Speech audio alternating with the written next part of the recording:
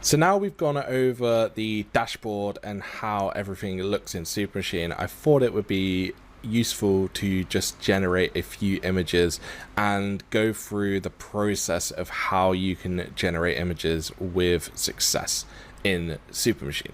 So first of all, let's just do something very simple. We are on our default settings and I'm just going to put cheeseburger in the prompt box. And I'm just going to generate an image of a cheeseburger just like that.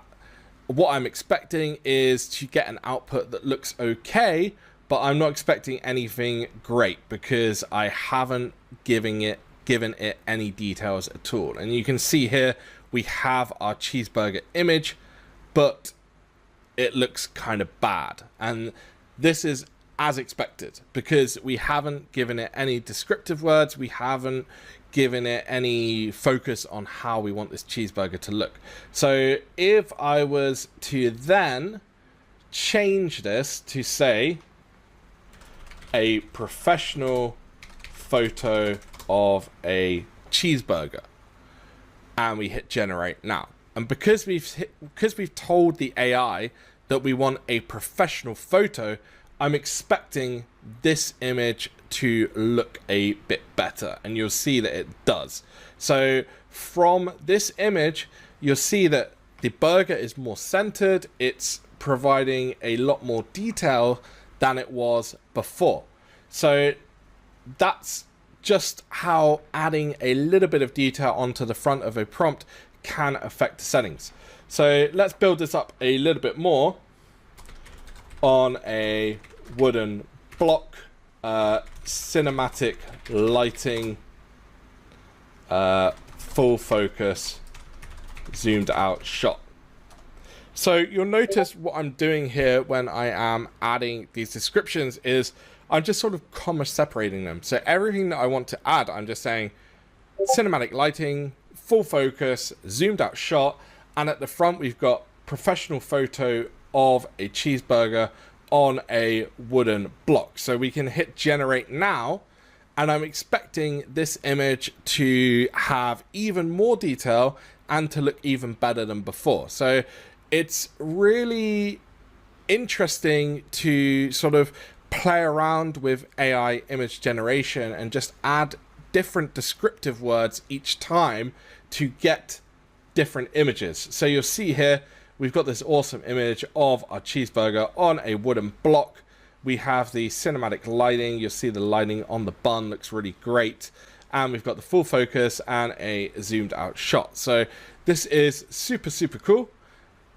But we can do more. And we can do more with the advanced settings. So if I want to change this even further, what I can do is I can change the image ratio. So if I want a portrait image, I can choose to do so. I can choose to have 4 outputs here. I can choose to up the step count and the creativity. And remember, when you are in SuperMachine, if you don't understand what any of these settings are, we have a useful information tooltip that you can just hover over and see exactly what these settings are going to do.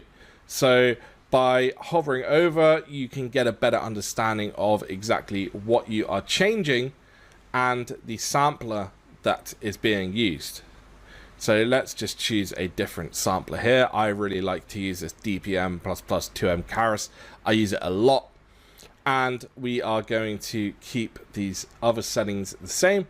And we're going to hit generate on this and see what we get out for our 4 images that are now creating. So remember, we've gone from this rubbish image where we just put cheeseburger in as a prompt to a better image when we have put professional photo of a cheeseburger to a professional photo of a cheeseburger on a wooden block, which looks like this, to then getting our 4 images in this portrait view, which look really great. I really love the cheese oozing down on this one. And we have our different images of the cheeseburger. So this is how you can make AI image generation work for you, and how by tweaking and changing the different sampling settings of the image generation is going to help you create the best images possible. It's a bit of a trial and error approach, but as you change up your prompts and as you change up the settings, you start to get the hang of it very quickly, and you start to understand adding a word here and there, adding a comma separated term or a bunch of terms can really enhance your AI image generation. So this is a brief overview of the text to image capabilities. In the next section, we'll go over image to image capabilities to show you how exactly that works.